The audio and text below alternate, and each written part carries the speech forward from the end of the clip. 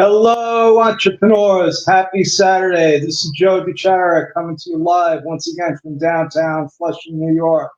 The eye of the storm, the eye of the pandemic. Uh, Recently, I was told that this is one of the worst places to be in the world if you're afraid of COVID-19. And it's honestly been like a science fiction movie here, folks.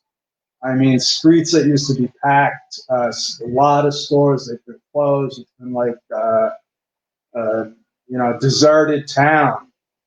And it didn't matter whether you went out on Sunday, Wednesday, it was the same thing. It was almost like Groundhog Day. And today, I went out, I took a walk, I've been, going out a little bit more. And it seems like that's the consensus. That more and more people out today than I think I've seen in the last 2 months. And there were people actually playing in the park. I mean, they were playing sports, kids were playing. And, I was happy about that. I want things to go back to normal. But then the fear struck because I made the mistake watching or reading the news today on my phone. And it turns out in Beijing, this huge fish market, they employ like 10,000 people. They had to shut down because like over 50 people were tested positive with coronavirus. And one of my streams is telling me that I wasn't live, so I think I am live. Anyway, I didn't want to start out with with bad news. I mean, it's good news, but cautionary good news, I guess. People are out, but then they were definitely gathering. I mean, there were guys playing soccer, and it was almost like like it was supposed to be. But you can't let our guards down. I'm in no way an expert on this stuff. I'm an accountant. I'm not a doctor. I'm not a scientist.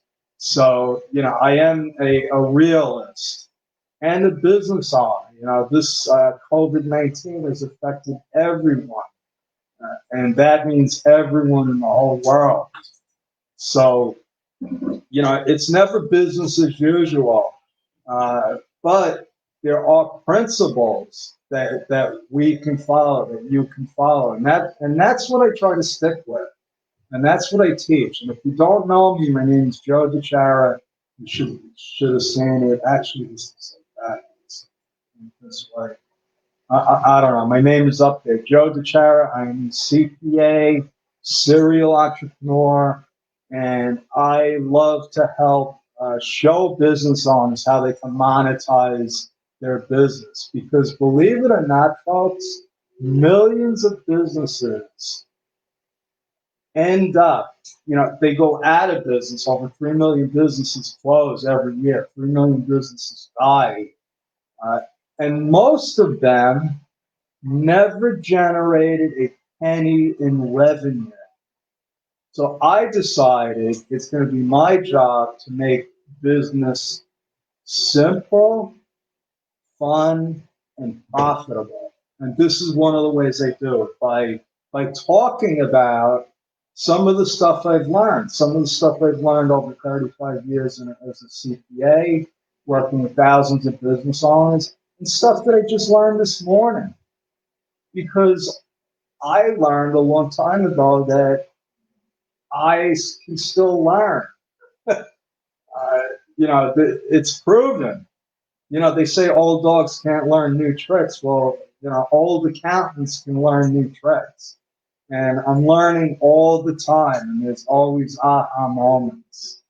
And that if you know me, you know that I run some masterminds, I belong to some mastermind groups. There's going to be more of them because they work. I hate to say that they're like networking on steroids, but you make a lot of connections. But more importantly, the most important thing, and my friend Sue Brook reminded me of that today, is that you go into a mastermind group in the spirit of being of service. You're going there to help the other people that are showing up. And, 95% of the time that's what happens. Everybody participates in their own way. And what I'm going to try to do right now, because I think I'm starting to get this a little, is I'm going to try to go interactive again. It worked yesterday or the other night when I interviewed somebody, and I'm going to try it again. So I'm rebooting my Facebook page because this is what they told me to do. And I'm live, and there I am, yes. And I am going to do a hashtag live. So if you're watching live, give me a hashtag live. Hi, Victoria. Thanks for watching. And I found out Haley Gray actually told me why you do that. And I'm not going to reveal that. If you want to know, you're going to have to. I think Haley's still letting people register for her 5-day challenge, which has been unbelievable, where she's been teaching us everything she knows and then some about building a Facebook group. Building your own tribe. And that's important now. It's even more important than ever with what's going on out there. And it's more important because it's easier. I mean, Facebook Lives like this weren't possible, 4 years ago. And now you can stream live for free. You don't need all kinds of fancy equipment and stuff.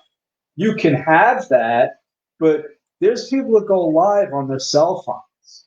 So it's unbelievable. And tonight, what I want to do is, I've made it my mission to just keep providing more and more content, stuff that people can walk away with based on my experience and knowledge, things that have helped me in the past and are helping me now. And, the thought occurred to me because I just went through a process, and I talked about this a couple of times, but I don't want to reveal what it is right now until, I get to it. But now I lost my train of thought again. But I know there's something that I'm going to show you that I don't want to show you now. But the truth is, we never stop learning. And I don't care if you're an entrepreneur, an employee, just a retired person, learning and growing never stops. I did a post maybe a month ago about a newspaper clipping of the world's oldest man.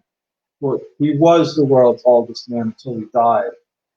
But the article was interesting because the guy was like 93 years old. He signed up for a 3-year course on like self-development, how to he wanted to learn more about love.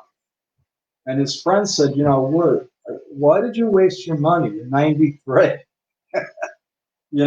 And he said, because I don't ever want to stop learning. And he lived to be, I don't know, he was pretty old. I want to say 115, but that seems like really old. But anyway, so I want to cover a topic here because now I just remembered what I was talking about, which is, if you ever heard the term starve a cold, feed a fever, feed a cold, starve a fever, that was a debate when I was growing up. Okay. And it was confusing as hell because I'm like, so what is it? I don't think I ever got the answer. But the truth is, what you want to do is try to stay healthy. They didn't make that an option. They didn't say stay healthy and don't get a cold and don't get a fever. So, in my entrepreneurial journey, I just came across another aha moment.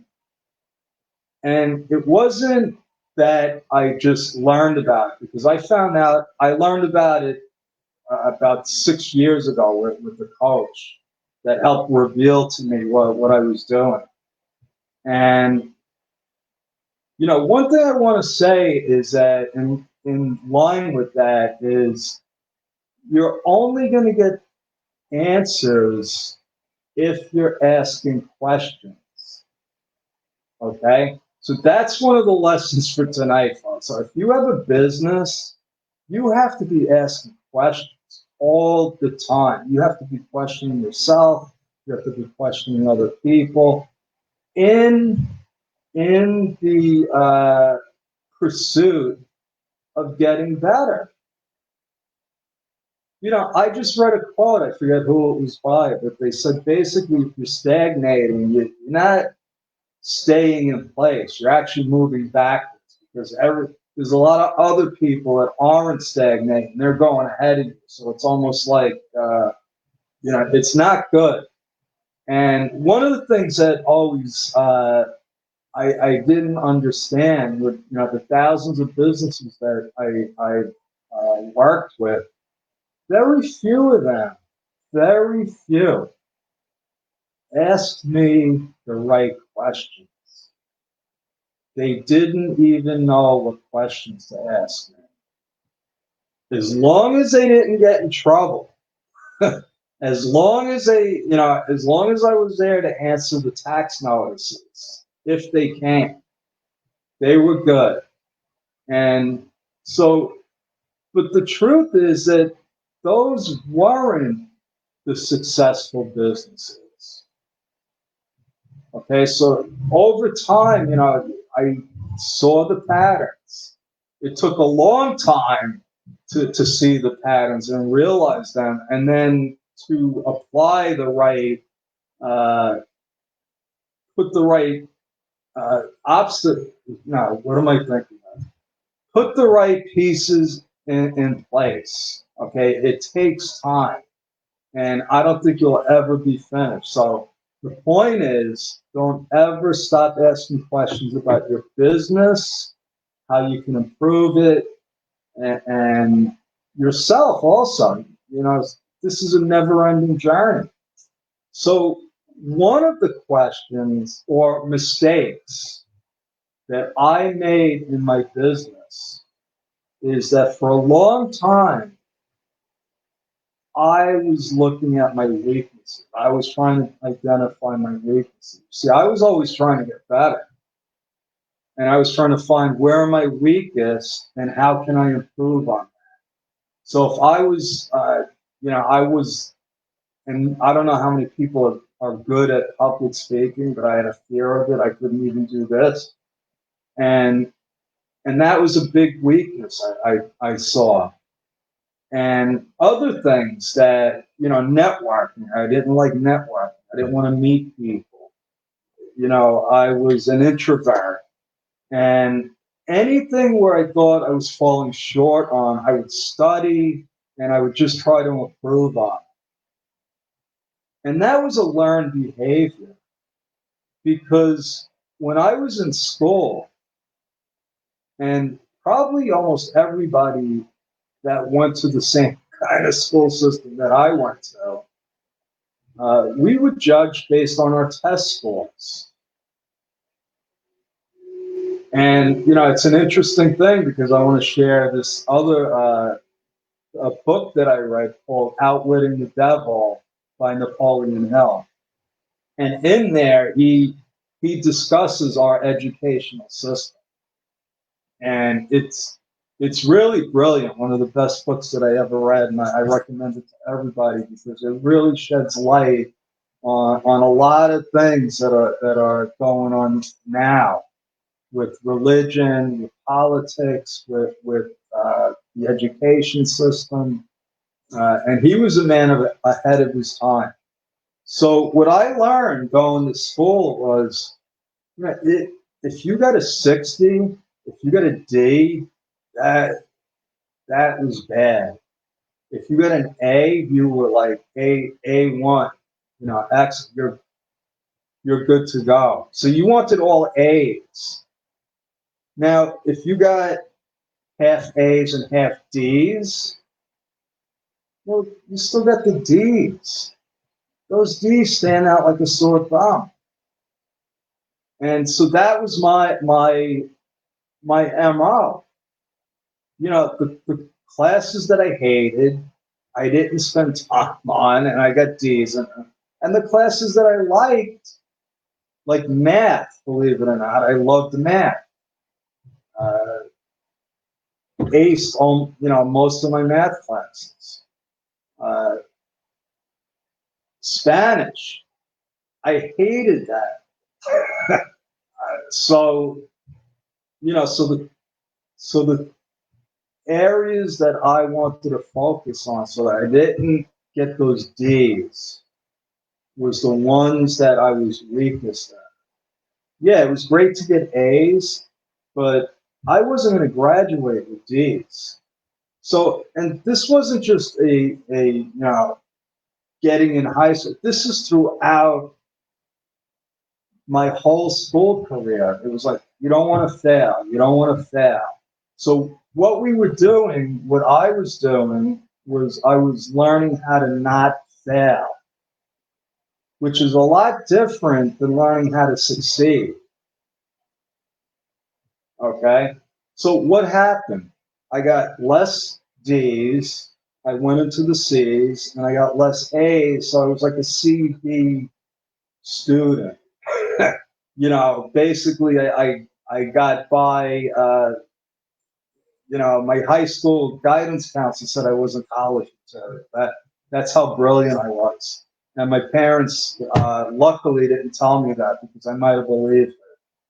Anyway, so I went to college. Same thing. I needed a degree to be a CPA. So I didn't look so much to get, to ace everything or do my best in every subject.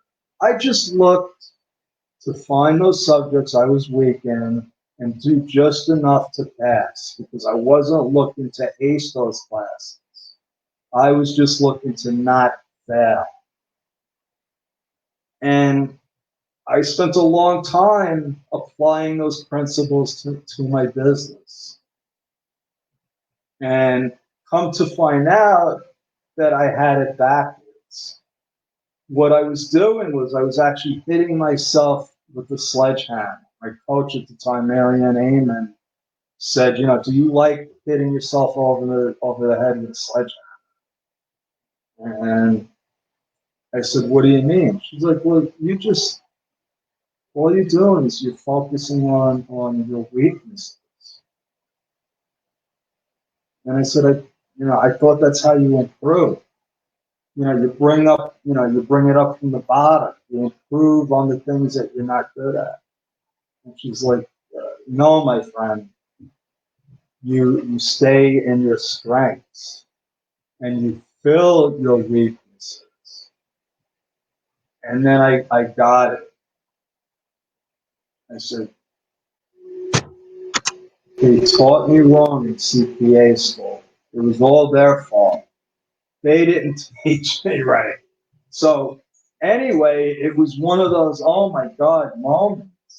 Because it's not fun hitting yourself over the head with a hammer. And what I didn't realize was not only was I hitting myself over the head with a hammer, I was, I can't pronounce it now, but I was hindering my success because by focusing on the things I was bad at, it lowered my confidence, it took away my energy, it made me feel like I wasn't worthy. And those are the stupid things that we say in our heads that we're not saying consciously. Another thing that they didn't teach me in CPA school, about how our subconscious drives us. And this stuff is important when it comes to business. These things, these human relationships, all of these other dynamics, marketing, wording, logistics, how you have your website, how you approach social media. It's not as simple as it used to be, and not that it was ever that simple. It's not that It's just complicated. It's complicated to begin with. It was complicated before the federal government got involved. You know, there was business going on before there was even the United States. And, you know, you enter the government and then the politics and money and taxes. And it's not just taxes, it's compliance. It goes all the way down to the local government. That it is virtually impossible for anybody to run a business successfully on their own. And so what I do as a seasoned entrepreneur, what I mean by that is I've started a lot of businesses and failed, and it was painful, and a lot of it was avoidable. And, you know, let me stop right now and just, invite you, because this is a way for me to connect with people. And another one of my friends was saying that they didn't go live. I don't even, okay, my technology here is going haywire. But I do want to connect with people. And if what I'm saying is resonating with you, I would like to invite you to book a free chat with me, timewithjoe.com, and we could talk about, my lesson for tonight on, what to focus on. I've already given you the answer, which is to focus on your strengths. And now I'm going to show you how. Okay, it's one thing to say, oh, yeah, you can do this, but I'm going to show you how another way that I was shown. And so if you want to talk about finding your strengths, building your business, I will be more than happy to, chat with you 15 minutes about, you give me a laser focused question, and I'll give you my honest answer. It might not be what you want to hear, but it'll be based on what I know. And if you want to ask me a question that I don't know, because there's a lot of questions I can't answer, I'll tell you, or I'll tell you somebody that could answer. I'll give you a way to find it. But I would like to connect with you. I like to connect with like-minded people, and that just means any entrepreneur that wants to run a successful business. And that's my story. I'm sticking with it. I'm going to help you monetize it. I'm not pitching you. I just want to connect with you. Okay. That's just my philosophy in business. I just connect with like-minded people. And then if business happens, it happens naturally. Okay. But tonight, what I want to share with you is I did do a little PowerPoint presentation. And actually, I'm going to go with this one so that you don't have to see my ugly face. And if you are watching, give me a hashtag live. If you're watching the replay, give me a hashtag replay. Let me know that you're watching. It does help. And so tonight, what we're going to talk about is the best way for you to leverage your entrepreneurial strengths. And I'm going to reveal that at the end. So you got to stay until the end. And this is not going to be a long presentation, I promise you that. So my new business coach, Larry Broughton, who is, if you don't know who he is, you should Google him. A world-class entrepreneur, actually award-winning entrepreneur of the year by an Ernst and Young Entrepreneur of the Year, which is a big achievement. Former Green Beret, owner of Broughton Hotels, and he does a lot of masterminds, coaching, and speaking. And you can find him on a Hotel Impossible, where he's a frequent host. And anyway, Larry I'm lucky enough to have him as a coach, and when he suggests something, I listen. And one of the first things he had me do was this Clifton Strengths Finder test.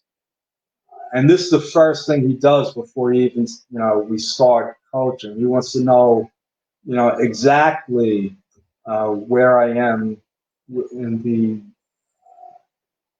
I think it's 34 categories that they measure.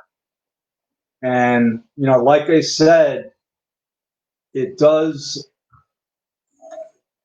success is about finding your strengths and capitalizing on them. You can't capitalize on them if you don't know what they are. And apparently, well, very apparently, I didn't know what mine were. I thought I knew what they were, but I never did a thorough analysis like I did with this. And it was pretty interesting. And Larry brought something out that was even more interesting that I'll share with you. But what I'd like to share with you now are the 10 characteristics of successful entrepreneurship. So these are the traits that most, well, I guess all entrepreneurs either have or don't have. Now, most entrepreneurs don't have all of that, but these are the 10 that they talk about. Number one is business focus. And these aren't in any particular order. There's just 10 of them. Confidence, creative thinker, delegator, determination. So these are all traits that are in the entrepreneur's DNA. And now there's 5 more of them. They are independent, knowledge seekers, promoters, relationship builders, and risk takers. So what you do is you take this, you answer a bunch of questions, rapid fire. They give you, a situation and you go one way or another. There's no right or wrong. And I don't know how they come up with this stuff, but scientifically, they identify what you're great at all the way down to the bottom of what you're not that great at. And what was interesting is my greatest strength is connectedness and learning. So my thing is, and then you look at the relationship builder and the knowledge seeker, and I thought about that, and I've been connecting my whole life. I believe everything is connected. I believe everything happens for a reason. There's no coincidences. Leaving out all the little details and nuances. I could just tell you with my own life that it was a never-ending cycle. I documented it, and I could see every couple of years it was like I was doing the same thing over and over again because I was taking the same actions with the same attitudes. So anyway, when I looked at this, I said, oh my God, this is definitely me. These are my strengths. And so now I know that this is where I'm comfortable. I devour books. I need to keep learning. And I said that not even by design in the beginning of the show tonight. That's how I strive for success. I want to read about it. I want to learn about it. I want to talk about it. I want to see other people talk about it. And so what do I do about those areas that I'm not so great at? And the thing that Larry pointed out was that my analytical stuff, the stuff that makes me a good accountant, was like somewhere in the middle, which, I would say I'm a good accountant. Am I a great accountant? I don't know. Maybe I'm a little sloppy. Maybe it's a little boring for me. Maybe I could pay more attention to details. I don't know, but I do believe what that test say. And I do know that I was bored out of my mind just being an accountant. And I don't mean just being an accountant. Some people are world-class rock star accountants, and I know some of them. I'm friends with some of them. But only doing accounting as a business was never in the cards for me. That test pretty much says it.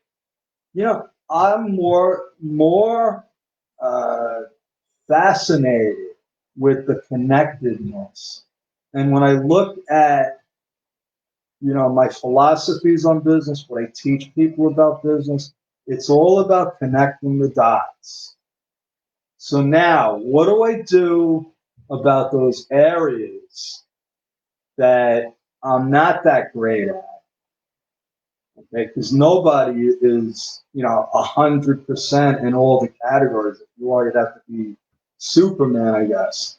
But he would even fail on the kryptonite strength finder thing.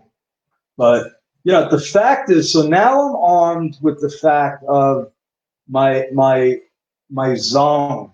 When I'm in the zone, when I'm learning, when I'm connecting with people, that's where I want to be. That's where I have my most strength. That's where my entrepreneurial, creative thinking comes into place.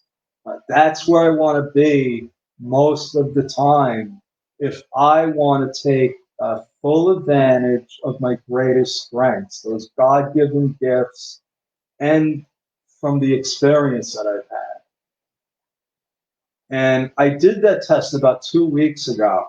And there's an area of my business that I've been developing. And now this has become my focus because of the test, because it identified where I was supposed to be all this time.